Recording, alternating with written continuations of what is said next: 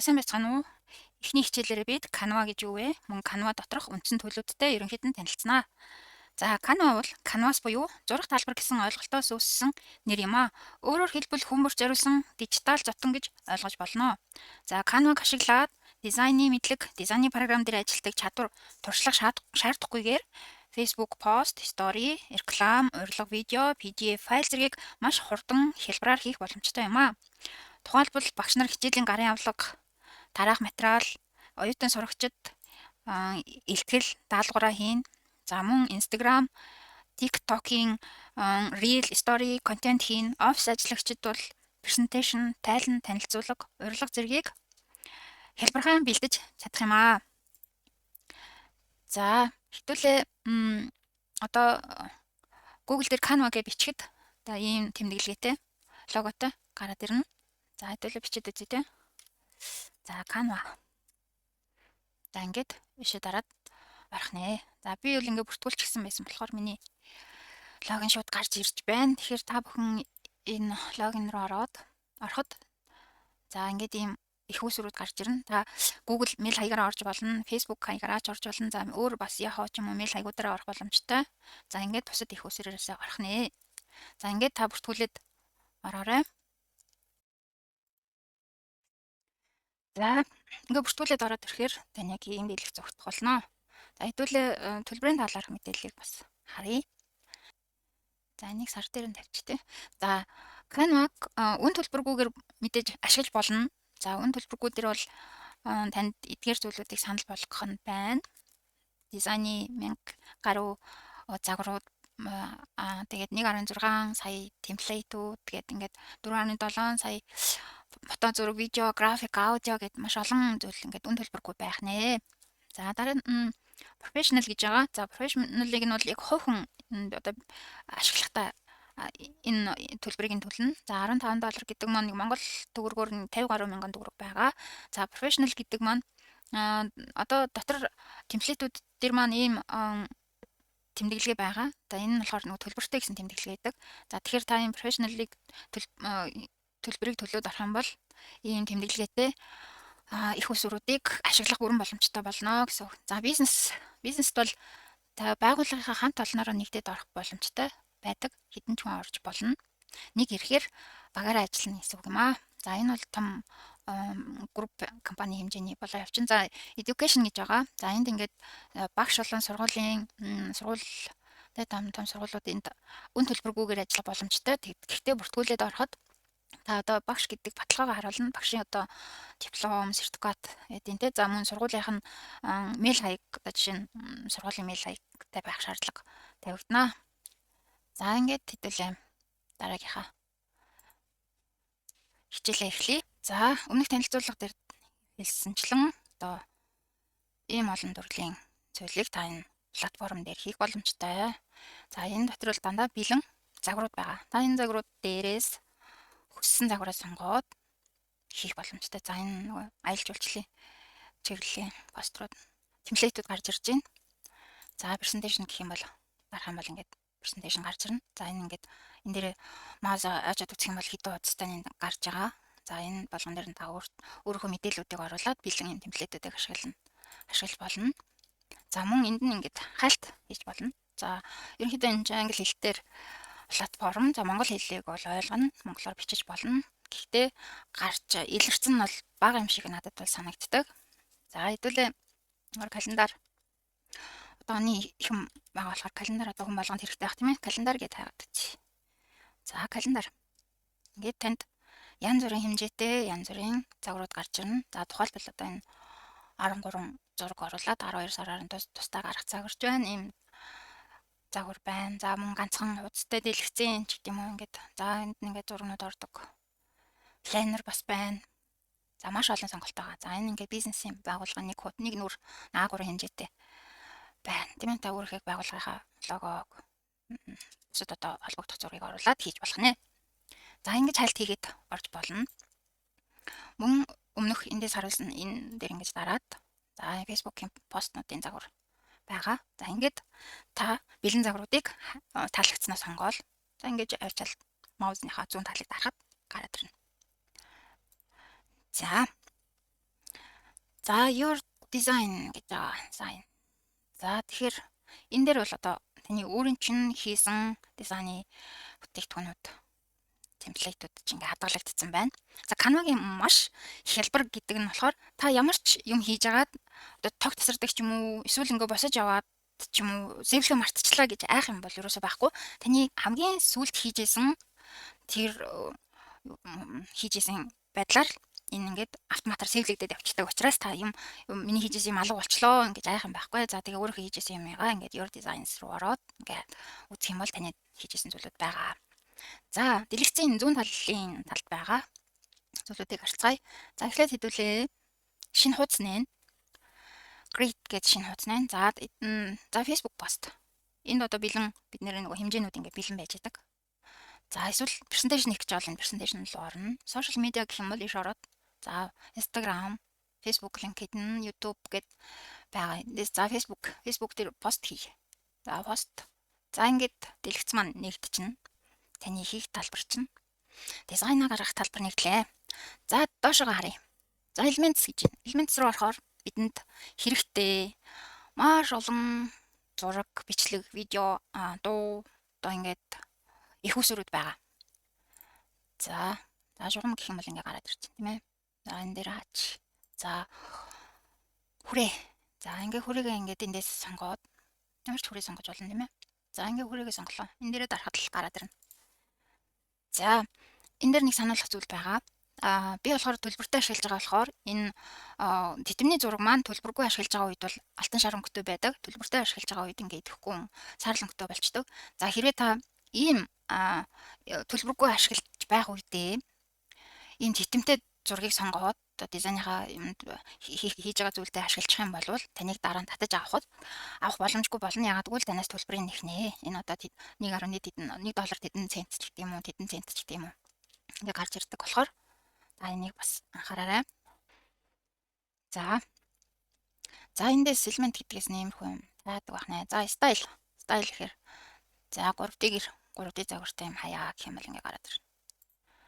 За зүгээр зөвхөн зураасан байдлаар. За энэ icon бол юм. За энэ дээр нь жишээ нь хэдүүлээ. Facebook icon гэдэг чийлт тийм ээ. Facebook icon. Инхээр маш олон сонголтууд гараад ирнэ. За энэ elements дотроос та юу ч хайж болно. За хүүхдүүдийн зураг. Children playing. За ингэж байна. Ингээд сонгож болох нэ. За танд одоо яг зурганд чи хэрэгтэй шаардлагатай маш олон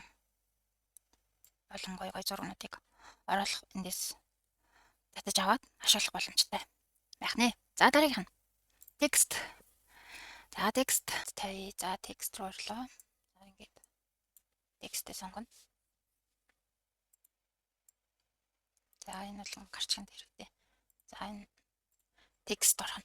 За текстийг бол үсгийн фонтны хэмжээ ер нь ямар байх вэ гэж бодох юм бол яг л Word дээр жишээ нь 12 гэж байгаа шүү дээ. Word дээр 12 нь хэр зэрэг харагддаг үлээ бичиг баримтанд 12 ашиглагддаг шрифтийн хэмжээ. За тэгэхээр энэ дээр ингээд бас 12 байх юм бол яг л Word-ийн текст бичиг баримтан дээр ямар хэмжээтэй харагддаг тийм хэмжээтэй болох нэ. За тэгтээ тухайн одоо энэ үсгийн фонтноос хамаарат хэмжээ нь нэг бол жижиг юм 12-оос арай жижиг, нэг бол арай том ч юм уу тэгж харагдаж бас болно. Тэгэхээр энд бас нэг тодорхой өөрийн мэдрэмж хэрэгтэй тохируулахад. За ингээд үсэг текстээ бичиж болох нь. За текстнийхаа өнгийг өөрчлөе. За нөгөө Canva-гийн хамгийн давуу тал гэдэг байгаа юмнууд чинь л шүү дээ. Шууд ингэж ороод та хүссэн өнгөө сонгоод өөрчлөөд тавих боломжтой. Энийг идэвхжүүлээл. Ингээд л үсгийн хэмжээ, фонт, өнгө зэргийг ингээ өөрчлөх боломжтой байдаг байна. За энэ буулд болгосон байна. За энэ болохоор хэвтэй болгоно. Энэ доороо зураастай. За энэ бүх үсэг нь томоор болгоно гэдэг. За ингээд энэ зүйлүүд байдаг байна. За дараагийнх нь uploads. Uploads нь болохоор та өөрийнхөө компьютероос болон гар утас дээр хэрвээ ашиглаж байгаа бол гар утасныхаа галерей дотор хадгалсан зургуудыг татаж авна. Зураг болон видео бичлэг одоо бусад ямар их усрууд байдгийг тийм ээ. Тэднэрийг татаж авах боломжтой болно. За гээд зураг татаад үзүүлье. За энэ бол ингээд зураг татчих байна л гэсэн үг. За ингээд зураг татна. За видео руу ороод бас апплод хийгээд видеого татаад авчна. Аудиого татаад авна. За ингээд маш хэлбэрхэн. Ерөөсөө энд ингээд дарахад л таны их усүр рүү орох нэ. За тэгээд татсан зураг дээрээ дарахад таны талбар дээр чинь дизайн хийж байгаа талбар дээр чинь ингээд гараад ирнэ. За видеон дээр дарлаа. За ийм хэлбэрхэн байдаг бахна. За дараагийнх нь tools. За энэ сум бол мэдээж энэ ашиглагдана тийм ээ.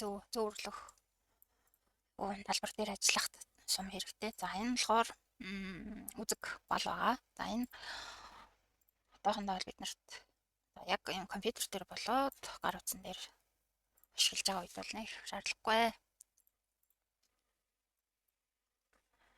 За энд ингээд дүрснүүд байгаа. За дүрсээ сонгоод дүрснийхээ өнгийг бас ингээд өөрчилнө. За энэ edit руу орох юм бол та түрүүнийхээс бас өөр маягаар ингээд дүрсээ шууд солиод явах боломжтой байдаг. За энд болохоор дугуйг нь бас ингээд булантай болгож болно. За ийш орох юм бол өнцгтүүдийн өөрчлөлт нэр тийм ээ. 5 өнцгтэй, 4 өнцгтэй, 3 өнцгтэй өнцгтүүдийн өөрчлөлт. За энд ингэж ашиглагдчих байна. За энэ бол line зураас. За ингээд ийм зураасууд гарч ирнэ. За энэ дээр нөт бичих тэмдэглэл хөтлөж болно. Нэг чамаагүй ингээд бичиж болно. За нэг энд ингээд.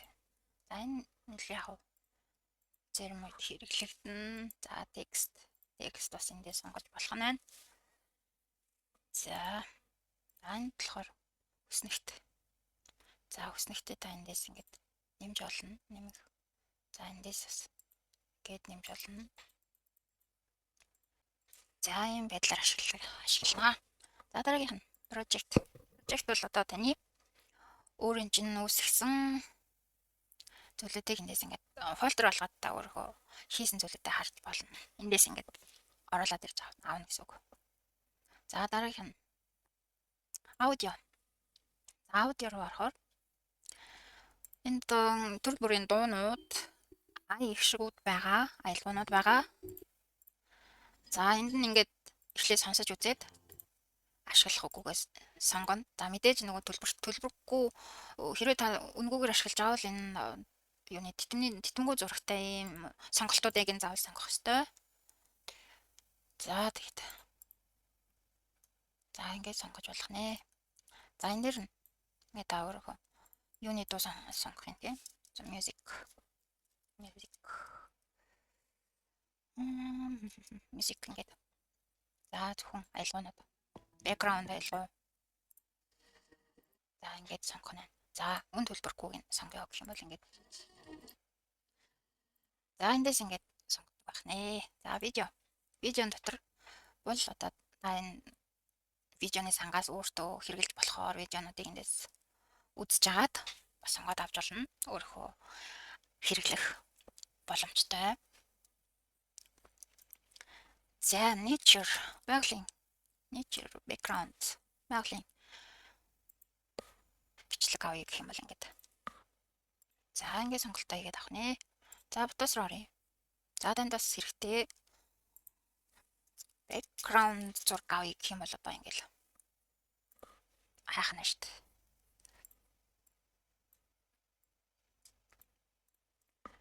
За энд ингээд маш олон сонголттой. Мэдээж сонголт бол ариун байгаа.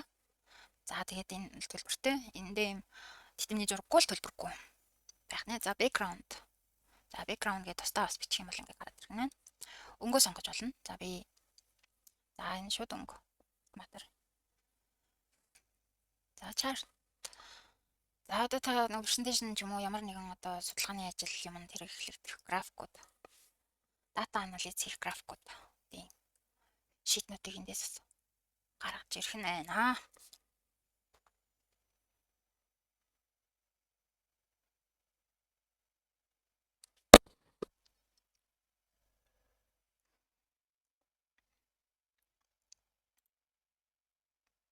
За ингээд.